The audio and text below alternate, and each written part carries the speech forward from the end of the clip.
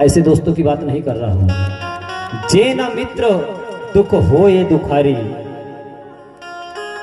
सभी की बात नहीं कर रहा हूं। और चौथे नंबर पे आया नाम नारी का। नारियों के पास में वो शक्ति होती है, ये हर संकट से लड़ने की शक्ति इनके अंदर में छुपी होती है। हर दर्द को सहने की सहनशीलता इनके अंदर में होती है।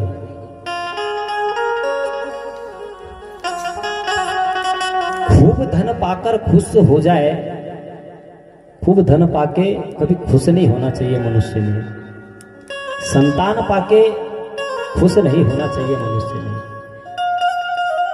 भगवान से कहना, भगवान रक्षा करना, धन देना तो देना अथवा मत देना। धन देना तो देना अथवा मत देना। और अगर दे भी दे, अगर दे भी दे तो कभी नागपुर बरोड़ की टिकट मत कटवाना, तो देना। और नहीं तो सीताराम सीताराम सीताराम कहिए, जाहि विधि राखे राम, ताहि विधि रहिए। धन देना तो देना, परम देना तो देना अथवा मत देना, परंतु नागपुर की टिकट मत कटवा देना। और नहीं तो धन दुनिया भर का जमा किया है, इधर से लाया, ऐसे धन का क्या करोगे? संतान देना तो देना और नहीं तो मत देना, पर किस्मत में संतान का सुख जरूर देना।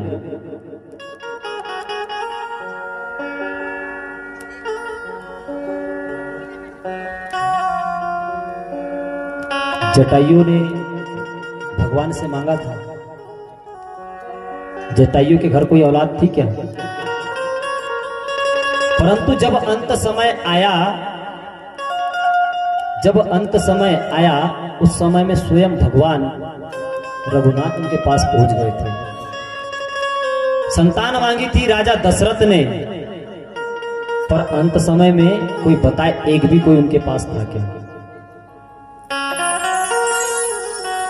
जब राजा दशरथ शांत हुए, उस समय में कोई एक भी था क्या उनके पास? भरत शत्रुघ्न अपने नैनीहाल में, राम लक्ष्मण वनवास में, कोई एक नहीं था। राजा दशरथ ने भगवान से संतान मांगी थी, सुख देने वाला एक भी नहीं।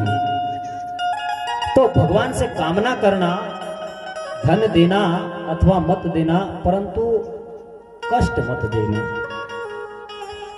और दौलत किसे कहते हैं? क्या है ये दौलत? आपने दौलत की परिभाषा थोड़ी समझ के देखना। दौलत किसे कहते हैं? क्या है ये दौलत?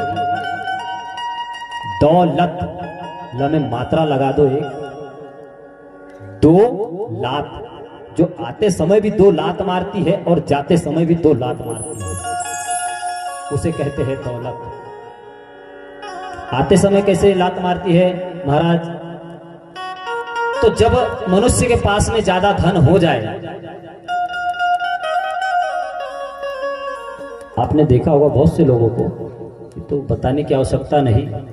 जब मनुष्य के पास में ज्यादा धन हो जाए तो अहंकार में चोर अपने सगी संबंधियों को भूलने लग जाता है। कोई गरीब रिश्तेदार है और गलती से बाजार में किसी गली में दिख जाए तो उसको देख के पहले ही अपने रास्ते को मोड़ लेता है। वो उधर से आ रहा है, मैं इधर से निकल जाऊं, ना जाने क्या मानेगा।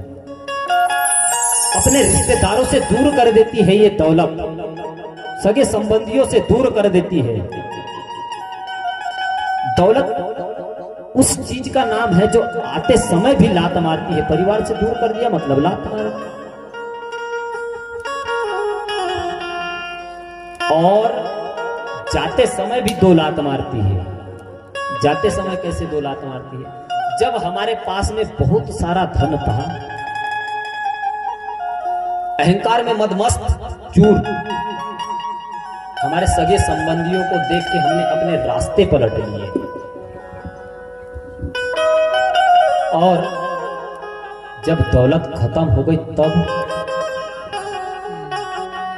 हमने जिनको देखकर अपने रास्ते पलट लिए थे तब उनकी याद आती है। उस समय में वो भी कहता है कि भैया जब मेरे पर विपदा थी तब आपने अपने रास्ते पलट लिए।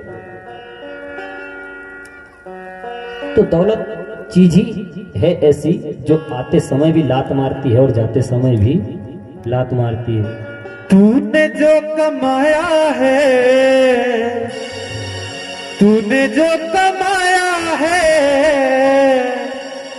तूने जो कमाया है कोई दूसरा ही खाएगा। और खाली हाथ आया था खाली हाथ जाएगा, खाली हाथ आया था और खाली हाथ जाएगा। तूने जो कमाया है, तूने जो कमाया है, तूने जो कमाया है, तूने जो कमाया है, तूने जो कमाया है कोई दूसरा ही खाएगा। खाली हाथ आया था खाली हाथ जाएगा, खाली हाथ आया था खाली हाथ जाएगा। अगर पास हो पैसा तो खुद ब खुद जुड़ जाते हैं रिश्ते, अगर पास हो पैसा तो खुद ब खुद जुड़ जाते हैं रिश्ते, अगर पास ना हो पैसा तो खुद ब खुद छूट जाते हैं रिश्ते। है पैसा जग में कितना बढ़ गया पैसा, है पैसा जग में कितना बढ़ गया पैसा। और आज हम ही लोगों की वजह से भगवान पर भी चढ़ गया पैसा, भगवान पर भी चढ़ गया पैसा। इसलिए कहना है क्या, तूने जो कमाया है, तूने जो कमाया है, तूने जो कमाया है, तूने जो कमाया है, तूने जो कमाया है कोई दूसरा ही खाएगा। खाली हाथ आया था खाली हाथ जाएगा, खाली हाथ आया था खाली हाथ जाएगा।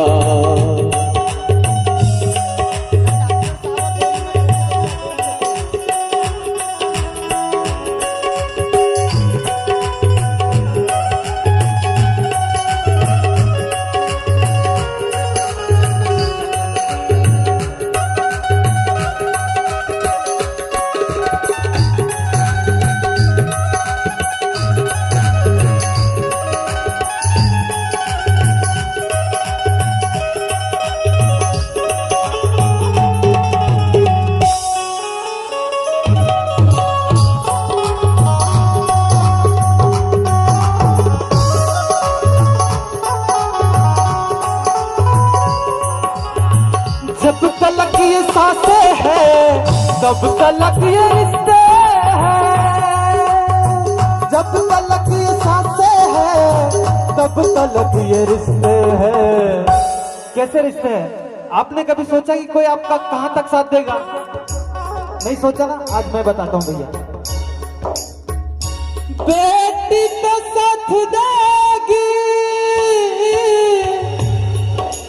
केवल कन्यादान तक, और दोस्त यार साथ निभाएंगे केवल शमशान तक।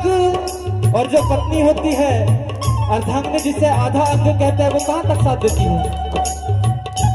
बीवी तो साथ देगी केवल मकान तक, और बेटा भी हक निभाएगा सिर्फ अग्नि दान तक। इसलिए कहा है जब तलक ये सांसें हैं तब तलक ये रिश्ते हैं, जब तलक ये सांसें हैं तब तलक ये रिश्ते हैं। सांस जिस घड़ी टूटी, सांस जिस घड़ी टूटी रिश्ता टूट जाएगा, सांस जिस घड़ी टूटी रिश्ता टूट जाएगा। तूने जो कमाया है, तूने जो कमाया है, तूने जो कमाया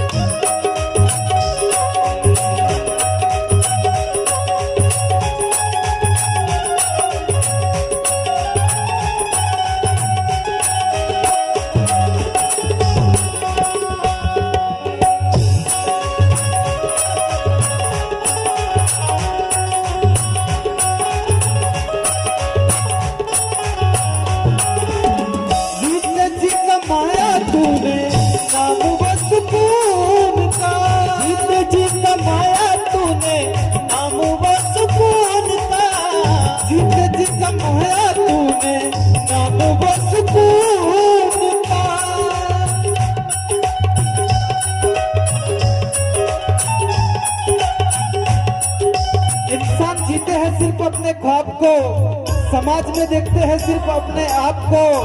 एक बूढ़े माँ बाप 10-10 बच्चे पाल सकते हैं, एक बूढ़े माँ बाप 10-10 बच्चे पाल सकते हैं, लेकिन 10 बच्चे मिलकर पाल नहीं सकते एक बूढ़े माँ बाप को।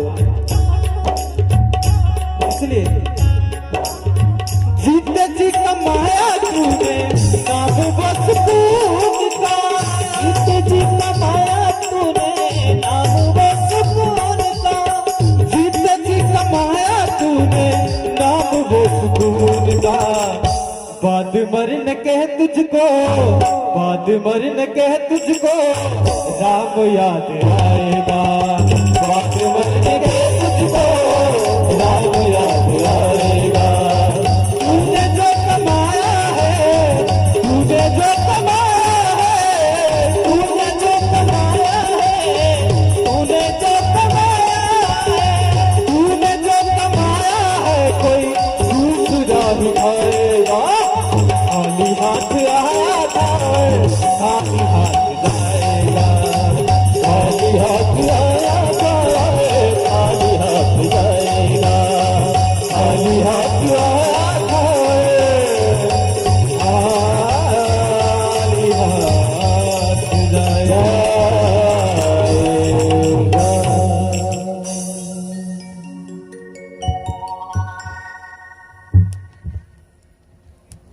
दौलत वो चीज है जो सारे रिश्तेदारों को छुड़ा देती है, अपने आप से दूर कर देती है। धर्मू भैया जरा इधर मेरे पास में आइएगा, आप काम था थोड़ा सा। तो दौलत उस चीज का नाम है जो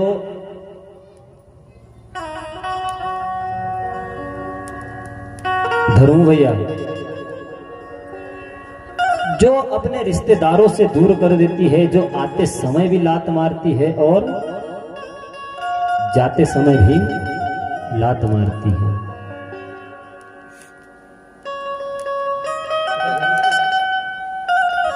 बांस के ऊपर लिटा दिया जाएगा, बिस्तर काहे का होगा हमारा? सूखे हुए घास का बिस्तर होगा। गोबर के 4 कंडे होंगे हमारे सिराने में रखने बाद नए नए कपड़े पहनाते हैं, वो भी वहां ले जाकर सब उतार लिया जाता है, साथ में कुछ जाने वाला नहीं है।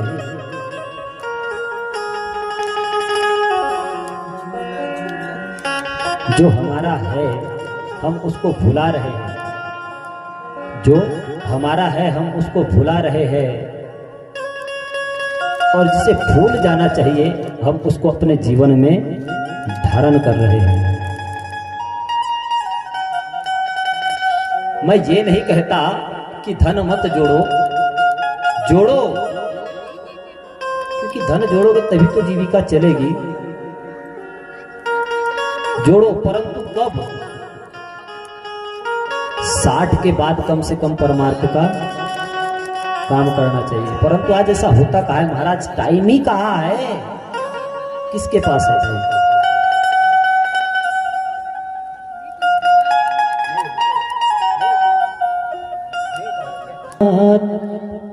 तुलसी संगत साधु की हरे कोटि अपराध।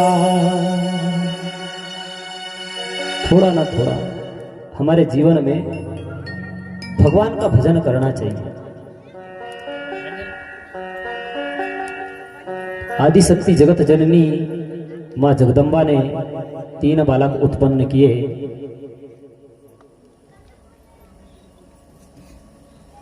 आज मनुष्य इस भांति हो गया है, कोई माँ बाप की सेवा नहीं करना चाहता, कोई अपने परिवार का ऋण बसर नहीं चाहता। आज के युवाओं के अंदर ना जाने कौन सी वृत्ति पनप रही है, जो माता पिता की सेवा करना चाहिए था उनसे सेवा करवाते हैं। एक बार कैलाश पर्वत पर भूत भवन भोलेनाथ बैठे, उस समय मां पार्वती बाबा से पूछती है, बोले बाबा जब राम जन्म हुआ उस समय में भगवान राम ने राक्षसों को मार दिया। कुछ समय बाद भगवान ने पुनः जन्म लिया कृष्ण अवतार में, उनने भी राक्षसों को मार दिया। थोड़े बहुत कुछ बचे तो उनको आदिशक्ति ने अपने अनेक प्रकार के रूप लेकर राक्षसों का संहार कर दिया। तो अब तो राक्षस होंगे ही नहीं, कलयुग में तो एक भी राक्षस नहीं होंगे। तब बाबा कहते हैं, बोले पार्वती पागल हो गए हो क्या? पागल हो गई हो क्या? राक्षस खत्म हो गए? बोले बाबा, जब राम जी ने राक्षसों को मार दिया, कृष्ण जी ने राक्षसों को मार दिया, बच्चे कुचे को देवी ने मार दिया, तो अब राक्षस बचे कहाँ? बोले नहीं देवी, कलयुग में आज भी राक्षस है। जितने राम राज्य में नहीं थे, कृष्ण के राज्य में नहीं थे, देवी के राज्य में नहीं थे, उससे 4 गुना ज्यादा राक्षस आज कलयुग में है। बोले अच्छा? बोले हाँ। तो बताइए ये कौन से जंगल में रहते हैं कलयुग के राक्षस? बोले जंगल में नहीं रहते। अच्छा, तो ये रहते कहाँ हैं फिर? बोले ये अच्छे अच्छे महलों में रहते हैं। बोले अच्छा, ये महलों में रहते हैं? हाँ बोले ये महलों में रहते हैं। तो ये कलयुग के राक्षसों को पहचाना कैसे जाए? बहुत सुंदर बाबा ने लिखा है रामायण के अंदर में, माँ नहीं मात,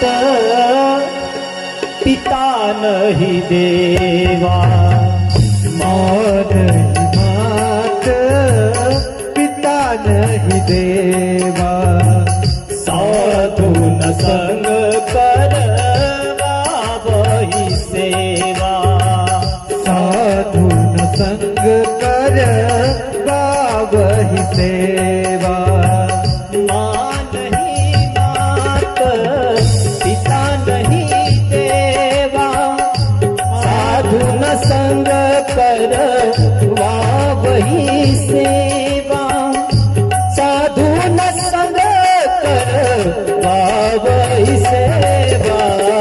सिया राम जय राम, जय जय राम, सिया राम जय राम, जय जय राम। जो माता पिता से सेवा करवाता हो, जो संतों से सेवा करवाता हो, ऐसे राक्षस कलयुग में पनप रहे हैं। जिनके यह आचरण भवानी, ते ही जानहि निश्चर सम प्राणी। ऐसे जिनके आचरण हो चुके हैं, ये है कलयुग के राक्षस। तो बोले महाराज कलयुग के राक्षस की पहचान क्या है? बाबा ने बड़े सुंदर शब्दों में फिर लिखा, जिनके नख अरु जटा विशाला, ते तपसी पूजहि कलिकाला। जिनके नख अरु जटा विशाला, ते तपसी पूजहि कलिकाला। जिनके नख अरु जटा विशाला, ते तपसी पूजहि कलिकाला। जाके नख अरु जटा विशाला, ते तपसी पूजहि कलिकाला। सिया राम जय राम, जय जय राम, सिया राम जय राम, जय जय राम। तो बताया कलयुग के राक्षस की पहचान, जो बड़ी बड़ी जटाएं बढ़ा लेगा, बड़े बड़े नाखून बढ़ा लेगा, गली की मिट्टी को उठाकर सिंदूर कुमकुम बना के दिखाएगा, ऐसे संत कलयुग में पूजे जाएंगे। ये कलयुग के राक्षस होंगे।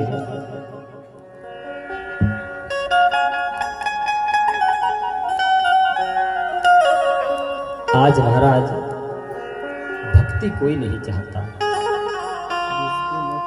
हम डायरेक्ट भगवान को पकड़ रहे, इसलिए हमारे जीवन में भगवान हमें नहीं मिलते।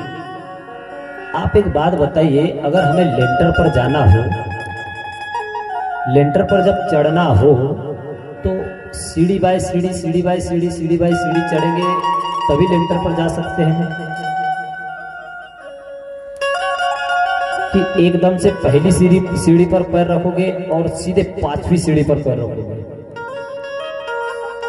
एक एक करके ही चढ़ना पड़ेगा।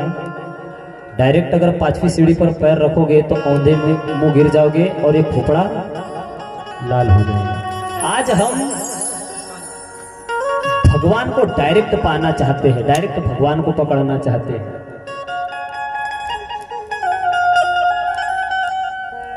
हमें पहले भक्ति को पकड़ना पड़ेगा, तब भगवान मिलेंगे। सहज रूप में भगवान नहीं मिलते। तो भक्ति को बिनु पग चल ही सुनहि बिनु काना, कर बिनु कर्म करे विधिना। भक्ति भाग रही है, पकड़ने वाला चाहिए। भक्ति भाग रही है, पकड़ने वाला तो चाहिए ना। जब जीवन में भक्ति आ जाएगी, जब हम सत्कर्म करने लगे, अच्छे कर्म करने लगेंगे, जीवन में भक्ति खुद ब खुद आ जाएगी। बाबा ने कर्म को प्रधान कहा है, कर्म प्रधान विश्व रचि राखा। मनुष्य जैसा करेगा उसको वैसा ही फल मिलेगा।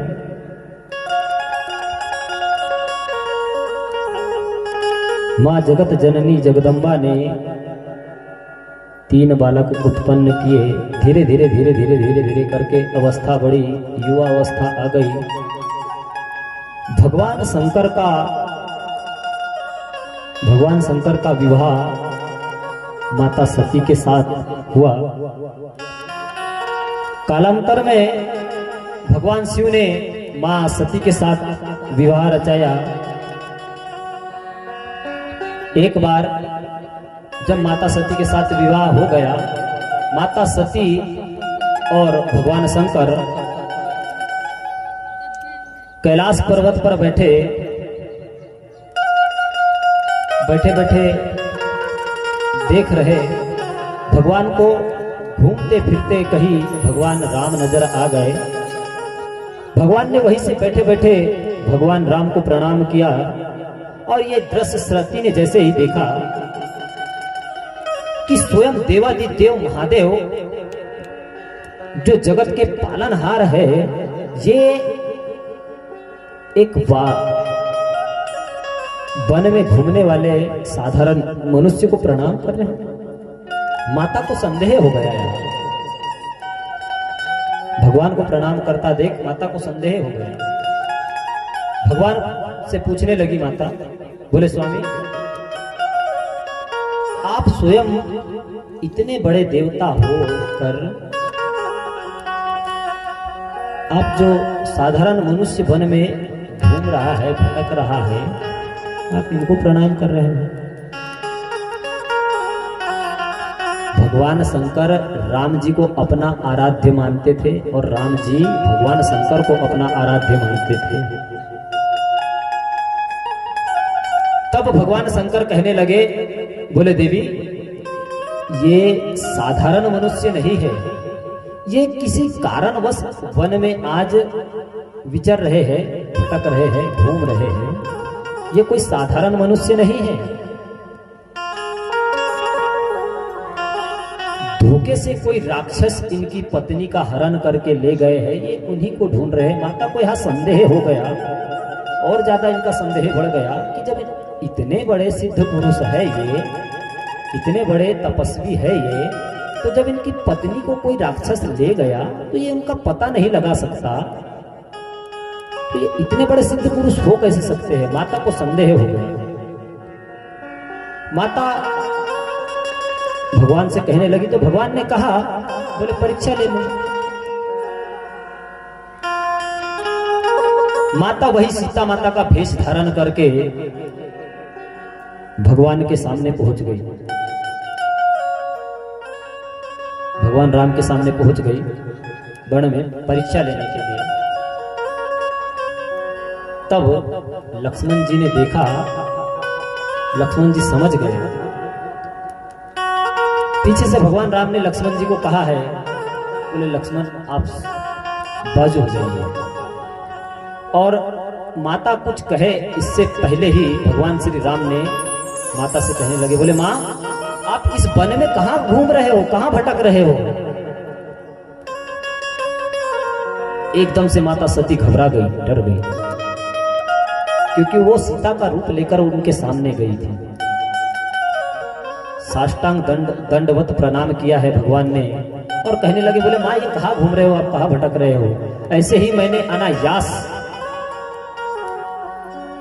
सीता को हमारी कुटिया में छोड़ दिया था और कोई राक्षस उसका हरण करके ले गया। आप यहाँ वनवास वन में भटक रहे हो और भगवान कहाँ हैं, भगवान देवादिदेव महादेव कहाँ हैं। माता ने तुरंत प्रणाम किया और वापस कैलाश पर्वत की ओर आ गई। माता जान गई कि ये साधारण मनुष्य नहीं है, ये स्वयं नारायण है। माता तुरंत समझ गई, कैलाश पर्वत की ओर वापस आ गई। जैसे ही वापस आई, शंकर भगवान पूछने लगे, बोली देवी आ गई, ले ली परीक्षा। बोले नहीं पर प्रभु मैंने कोई परीक्षा नहीं ली, झूठ बोल दिया। भगवान से माता ने झूठ बोल दिया। बोले नहीं प्रभु मैंने कोई परीक्षा नहीं ली। तब भगवान शंकर ने अपने नेत्र बंद किए, अंतर ध्यान किया और देखा है माता सती ने मां सीता का भेष धारण किया। तब क्षण भगवान ने अपने बाम अंग से उठाकर सामने रख दिया। बोले आज से आप मेरी माता तुल्य हो। मां सती ने उसी समय सोच लिया था कि मैं अपने शरीर का त्याग कर दूंगा। धीरे धीरे करके समय व्यतीत हुआ। कालांतर में आकाश मार्ग से विमान जाते दिखाई पड़े मां सती को। भगवान से कहने लगी, बोले प्रभु ये इतने सारे विमान आकाश मार्ग से होकर कहां जा रहे हैं। तब भगवान कहने लगे, बोले देवी ये सारे विमान देवताओं के हैं। तो बोले प्रभु ये जा कहां रहे हैं। बोले ये सारे आपके पिता के घर यज्ञ में जा रहे हैं। बोले अच्छा। तब मां सती कहने लगी, बोले प्रभु आपको निमंत्रण नहीं है मेरे पिता के। बोले नहीं आपके पिता मुझसे किसी कारणवश बैर रखते हैं, मुझे निमंत्रण नहीं है। एक बार दक्ष प्रजापति के यहाँ सभा लगी। सारे देवी देवता वहां पर पहुंचे। सारे देवी देवता बैठे थे। भगवान शंकर भी वहां पर थे। भगवान शंकर भी बैठे थे, परंतु दक्ष प्रजापति को आने में कुछ देर था, समय था, तो जल्दी नहीं आ पा रहे थे। तब भगवान शंकर वहीं पर अपनी ध्यान में मदमस्त हो गए, साधना में लीन हो गए। और जब राजा दशरथ उधर से आए तो सारे देवी देवता वहां खड़े हो गए, परंतु भगवान शंकर खड़े नहीं, बैठे रह गए। और आप एक बात बताइए, अगर कोई हमारे घर आया हो और हमारे नेत्र खुले हो, हमने उसको देखा है, तो कोई मेहमान कोई अतिथि अगर हमारे घर आता है तो हम उनको देखकर खड़े हो जाते हैं, होते हैं नहीं होते।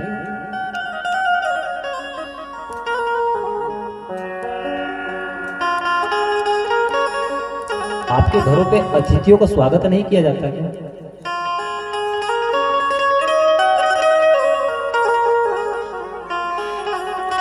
यहाँ भगवान ने अपने नेत्र बंद कर लिए थे और साधना में लीन हो गए थे। दक्ष प्रजापति को देख नहीं पाए, खड़े नहीं हुए। उस समय में दक्ष प्रजापति ने भगवान को कह दिया कि तुम आज से शमशान के वासी हो जाओगे, ऐसा श्राप दे दिया भगवान। उस समय से दक्ष प्रजापति जो है भगवान से बैर रखते थे। इधर माता सती को बताते हैं, बोले आपके पिता मुझसे बैर रखते हैं, इस कारण मुझे नहीं बुलाया। और नारी ध्यान देना, यहाँ जितनी भी माताएं बैठी है थोड़ा ध्यान से सुनना। माताओं के जो यहाँ माताएं बैठी है, अपने माँ के घर, अपने भाई के घर, अपने पिता के घर बगैर बुलाए कभी नहीं जाना, कभी भी नहीं जाना चाहिए।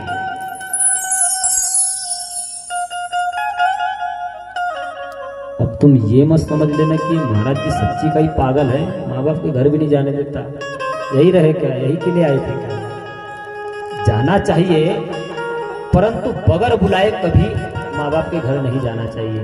और बगैर बुलाए जब जाते हैं तो उसका परिणाम क्या होता है, आगे कथा में अब समझ लेना आप क्या होता है बगैर बुलाए जाने का परिणाम। इधर माता सती भगवान से कहने लगी, बोले प्रभु जब पिताश्री ने इतना बड़ा यज्ञ रचाया है तो क्यों ना हम भी चले, भले नहीं बुलाया हो। बोले नहीं देवी, जब उनने हमें निमंत्रण नहीं दिया है, हमें निमंत्रण नहीं भेजा, तो उनके घर नहीं जाना चाहिए।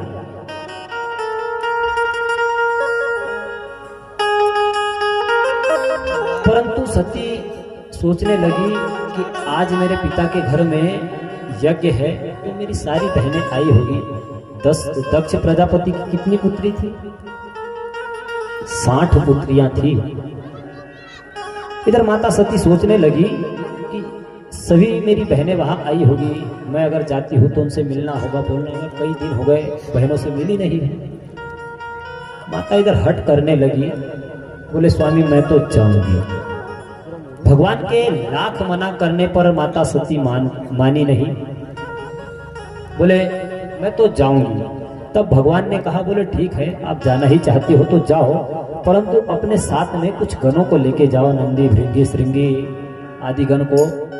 अब माता जैसे ही दक्ष प्रजापति के घर पहुंची है, सबसे पहले अपनी बहन से मिलती है। बहन उसकी हंसी उड़ाने लग जाती है, सारी बहनें मिलकर हंसी उड़ाने लग जाती हैं। ये आ गई बागांबरधारी की पत्नी, अनेक प्रकार से उसकी हंसी उड़ाती है। रहने को घर नहीं है, खाने के लिए खाना नहीं है इनके घर को, अनेक प्रकार से प्रताड़ित करने लगी। माता सती ने सोचा चलो ठीक है, ये तो बहन है, कुछ भी बोल देती है। माता सती अपनी माँ के पास पहुंची है। माँ तो माँ होती है, माँ के पास पहुंची, उसके बाद अपने पिता के पास गई। जैसे ही पिता के पास पहुंची है तो पिता कटु वचन कहने लगे माता सती से, बोले आ गए, अपनी बहनों को देखो जरा कैसे सुसज्जित होकर यहाँ पर आई है। नाना प्रकार के आभूषण, नाना प्रकार के वस्त्र, और एक तुम हो जो बागांबर धार के यहाँ पर आई है। वो नग्न रहने वाला तुम्हारा पति तुम्हें दे ही क्या सकता है इसके सिवाय। अनेक प्रकार से प्रताड़ित करने लगे पिता। माता सह नहीं पाई इस बात को, माता सहन नहीं करने लगी। जब अनेक प्रकार से प्रताड़ित करने लगे सब के सब लोग, माता का दिमाग घूम गया और कोई भी नारी अपने पति का अपमान सहन नहीं कर सकती। यहाँ पर देखा है जैसे ही माता सती ने योग अग्नि प्रकट है, हवन यज्ञ जल रहा है, धड़ाम से कूद पड़ी यज्ञ में और धू धू करके जलने लगी। सारा यज्ञ मंडल इधर उधर तहस नहस होने लगा, सब कांपने लगे, देवी देवता भागने लगे इधर उधर। नंदी भृंगी श्रृंगी सारे के सारे यज्ञ मंडप को उखाड़ कर फेंकने लगे, तहस नहस कर दिया, सारा मंडप खलबल मच गई। नंदी भागा भागा कैलाश पर्वत को गया है, भगवान से कहने लगा, बोले प्रभु माता ने अपने प्राण त्याग दिए हैं। और जैसे ही भगवान ने सुना कि मां ने प्राण त्याग दिए हैं, भगवान एकदम क्रोधित हो गए, वीरभद्र को प्रकट किया, अपनी जटा से एक बाल धरती पर फेंका है, वीरभद्र प्रकट हो गए। बोले जो आज्ञा स्वामी, कहिए क्या कहना है। वीरभद्र को भेजा है दक्ष प्रजापति के घर, सारे यज्ञ मंडप को उखाड़ कर तहस नहस कर दिया। और जैसे ही दक्ष प्रजापति को देखा, धड़ाम से सिर धड़ से अलग कर दिया। भगवान शंकर मंडप में पहुंचे, विलाप करने लगे, रोने लगे, पुकारने लगे। विलाप कर रहे हैं, रो रहे हैं, माता सती को पुकार रहे हैं। बहुत स्नेह करते थे भगवान मां सती से। विलाप करते हैं और माता सती को उठाया है भगवान ने, और रोते रोते सती सती करते पुकारते हुए चले जाते, रोते जा रहे। कहते हैं बन बन भटकने लगे, यहां वहां 3 भवन 14 लोकों में घूमने लगे भगवान। उनको घूमता देख भगवान विष्णु ने अपना चक्र सुदर्शन छोड़ा है, और जैसे चक्र सुदर्शन छोड़ा, माता सती के अंग के 51 टुकड़े कर दिए। माता सती के 51 टुकड़े कर दिए, और जैसे ही 51 टुकड़े इस धरती पर गिरे, ऐसा कहा जाता है उन 51 टुकड़ों का 51 शक्तिपीठ निर्मित हो गए। 51 शक्तिपीठों का निर्माण हो गए। इधर भगवान शंकर विलाप कर रहे, रो रहे, और उनकी आंख से जो आंसू गिरे, जो अश्रु गिरे इस धरती पर, उन अश्रु से 14 रुद्राक्ष उत्पन्न हो गए। 14 प्रकार के रुद्राक्ष उत्पन्न हो गए। 12 रुद्राक्ष 12 राशियों के लिए, और 1 रुद्राक्ष जन कल्याण के लिए, और 1 रुद्राक्ष स्वयं के कल्याण के लिए। ऐसे 12 रुद्राक्ष 14 रुद्राक्ष उत्पन्न हो गए। अगर ये रुद्राक्ष की महिमा अगर कही जाए, सिर्फ रुद्राक्ष की ही अगर महिमा कही जाए, 7 दिनों में रुद्राक्ष की महिमा भी पूरी नहीं हो पाएगी। इतनी बड़ी महिमा है रुद्राक्षों की। पूरे 7 दिन तक दूसरा कुछ भी नहीं बताए, सिर्फ रुद्राक्ष के बारे में कहे, तब भी उसकी महिमा पूरी नहीं हो सकती। ये पूरे का पूरा शिव पुराण पड़ा है। आपको सच्चाई बताऊंगा, एक अंश भी पूरा नहीं हो सकता। चाहे आप सिहार के महाराज जी को ला लो, बैतुल के महाराज जी को ला लो, काशी से ला लो, चाहे बनारस से ला लो, 7 दिन में शिव पुराण कभी पूरी नहीं होती।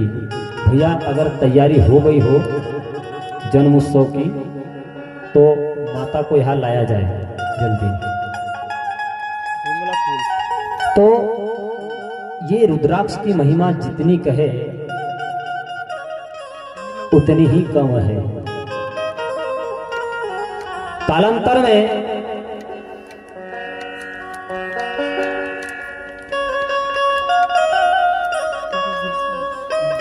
ताड़कासुर नामक राक्षस उत्पन्न हुआ, जो बड़ा प्रलय मचाने लगा, देवताओं को परेशान करने लगा, संतों के यज्ञ विध्वंस करने लगा। देवतागण बड़े परेशान हो गए ताड़कासुर राक्षस से। सारे के सारे बड़े परेशान, सोचने लगे कि इस राक्षस का क्या किया जाए। जब देखो जब देवताओं को टेंशन देने पहुंच जाता, किसी ना किसी रूप में भगवान को परेशान करना, किसी ना किसी रूप में संतों को परेशान करना, संतों के यज्ञों को विध्वंस कर देना, किसी ना किसी नारियों का हरण कर लेना, बड़ा परेशान कर दिया। तो महाराज देवतागण आकाशवाणी हुई, आकाशवाणी से कहा गया, आकाशवाणी ने कहा कि इस ताड़कासुर राक्षस को भगवान शिव का ही पुत्र मार सकता है।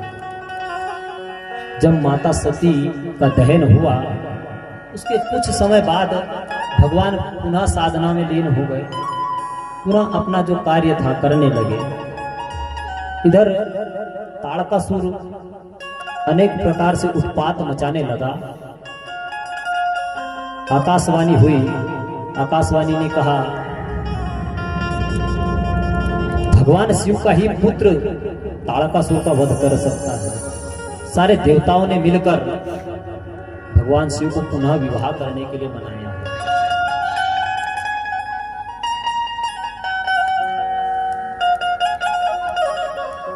माता जब भगवान शिव को मनाया, उस समय में जो देवतागण थे उनके पास गए, भगवान साधना में लीन थे। भगवान को साधना से जगाया और उनसे कहा प्रभु ताड़कासुर नामक राक्षस है, जब देखो जब टेंशन देने पहुंच जाता है, जब देखो जब टेंशन देने पहुंच जाता है। आकाशवाणी ने कहा है कि आपका ही पुत्र उसका वध कर सकता है। इधर माता पार्वती, माता मैना, हिमवान के घर माता का जन्म होता है।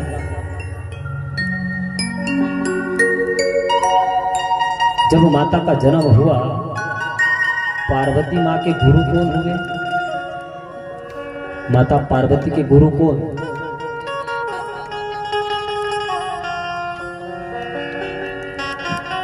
माता पार्वती के गुरु हुए नारद जी। बाल्य अवस्था में नारद जी माता पार्वती के पास गए हैं और शिव साधना, शिव तपस्या के बारे में माता पार्वती को बताया। माता ने भगवान शिव की आराधना की, कठिन से कठिन परीक्षाएं दी, अनेक प्रकार की ठंड अपने शरीर पर सहन करी, बारिश का पानी सहन किया, तपती हुई धूप सहन करी, भगवान की तपस्या करी।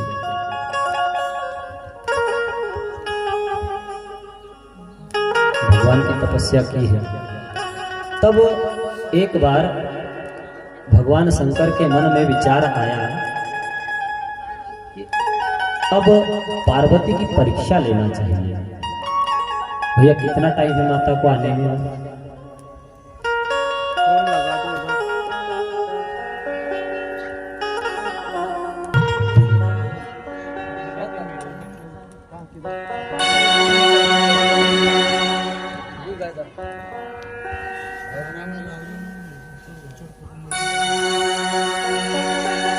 अरे वो तूफानी ताकत है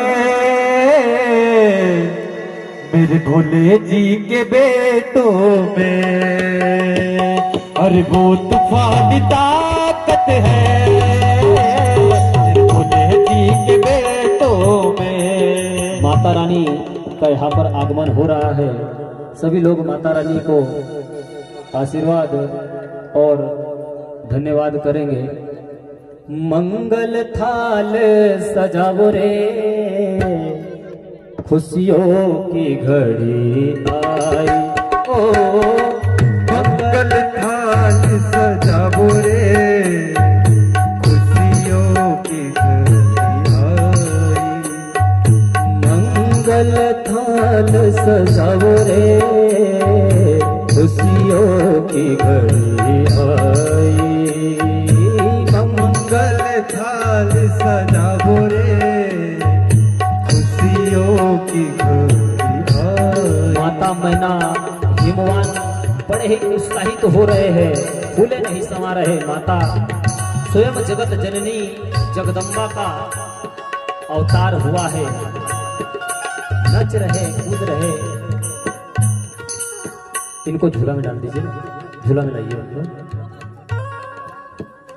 आइए एक बार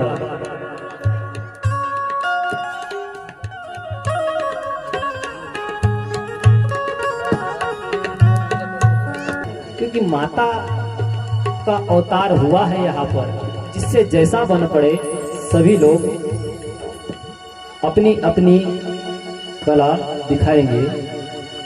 अरे झूला झूलना गई मैया जी, झूला झूलना गए, अरे झूला झूलना गई मैया जी, झूला झूलना गई, झूला झूलना गई मैया, झूला झूलना गई, अरे झूला झूलना गई मेरी मैया, अरे झूला झूलना गई मेरी मैया, अरे झूला झूलना गई मेरी मैया, अरे झूला झूलना गई मेरी मैया, झूला झूला बना गई मेरा, झूला झूलना गई मेरी मैया, झूला झूलना गई, झूला झूलना गई मेरी मैया, झूला झूलना गई। कहते हैं जो भगवान के भजन में नाच ले, जो भगवान के भजन में नाच ले उसे 84 में नाचना नहीं पड़ता है।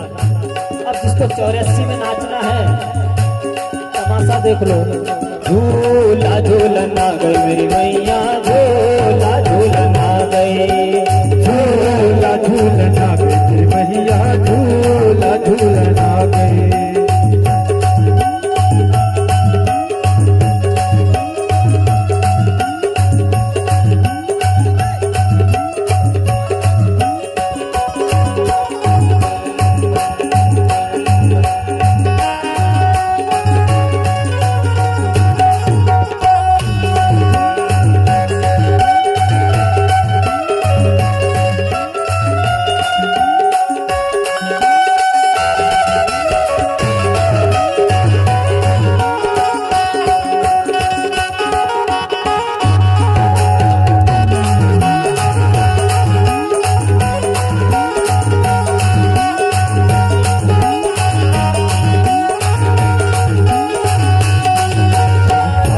को तेरो पन्ना बनो है, कागज को तेरा पन्ना बनो है, कागज को तेरो पन्ना बनो है, कागज को तेरा पन्ना बनो है, काहे को तेरो पन्ना बनो है, काजल को मैया पलना बनो है, झूलना बनो है मैया, झूलना बनो है, पलना बनो है मैया, झूलना बनो है। अरे काहन अरे काहन अरे काहन डोरी लगा दो मेरी मैया, झूला झूलना गए, झूला झूलना गए मेरी मैया, झूला झूलना गए, अरे झूला झूलना गई मैया जी, अरे झूला झूलना गए मैया जी, अरे झूला झूलना गई मैया जी, अरे झूला झूलना गई मैया,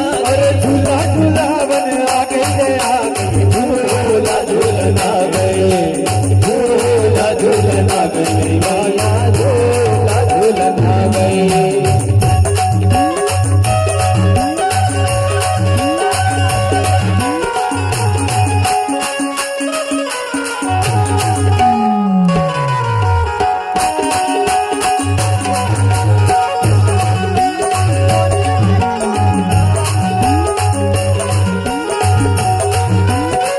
कभी को तेरो झूला बनो है, को तेरो पलना बनो है, बंधन को तेरो झूला बनो है, को तेरो झूला बनो है, झूला बनो है री झूला बनो है, झूला बनो है रे झूला बनो है, चंदन तोरी मैया पलना बनो है, चंदन को मैया पलना बनो है, अरे रेशम अरे रेशम अरे रेशम डोर लगा दे मेरी मैया, झूला झूलना गई, झूला झूलना मैया जी, झूला झूलना गए,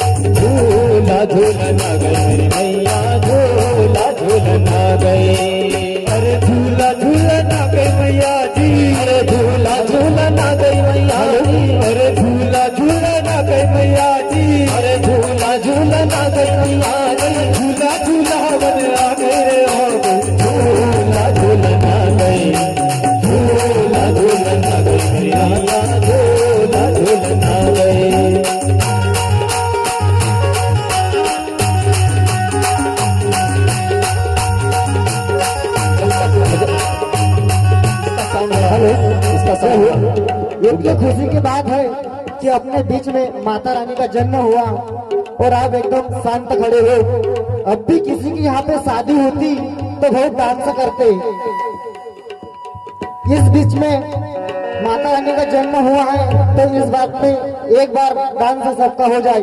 अरे झूला झूलन आ गई मैया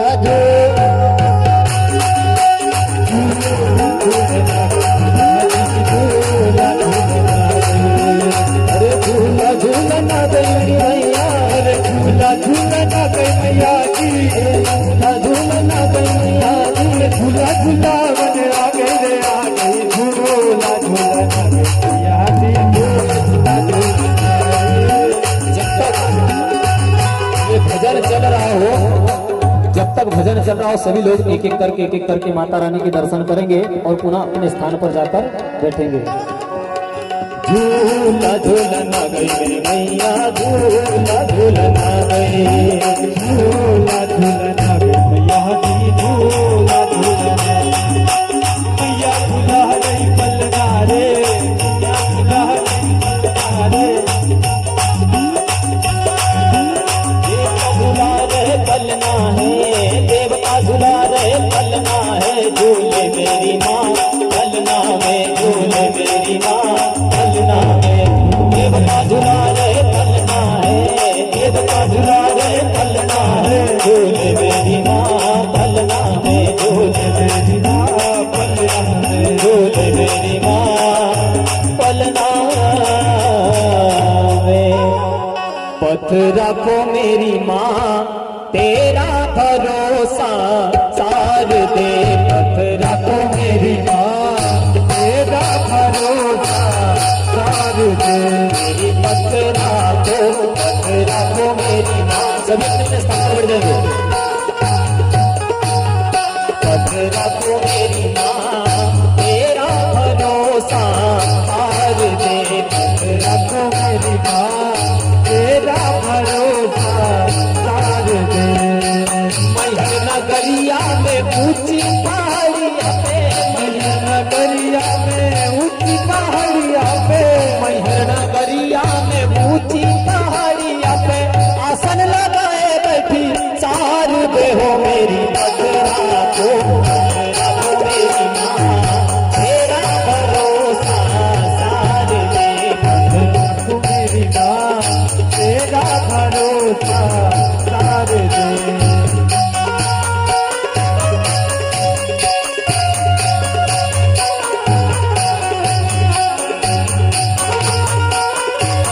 बस्ती में झूमते सभी लोग ताली बजाएंगे।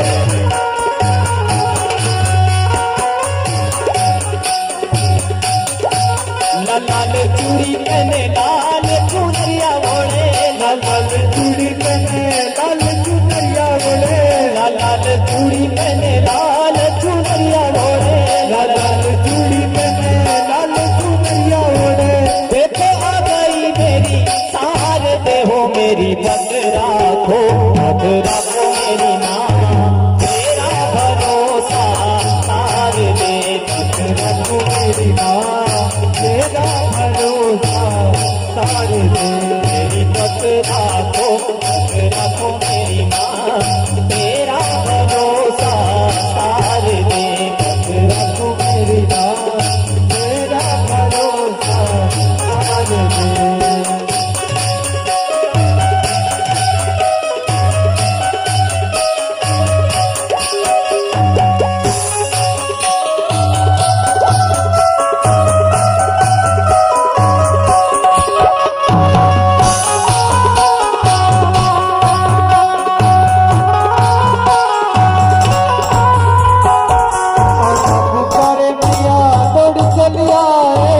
आला पुकारे मियाँ दौड़ी चली आई, आला पुकारे मैया दौड़ चली आई, आला पुकारे मियाँ दौड़ी चली आई, दर्शन देने माँ साथ दे।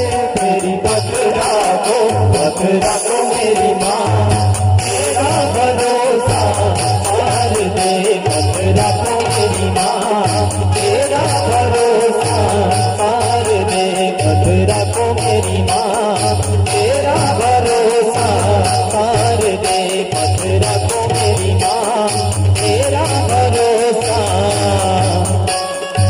तार रे।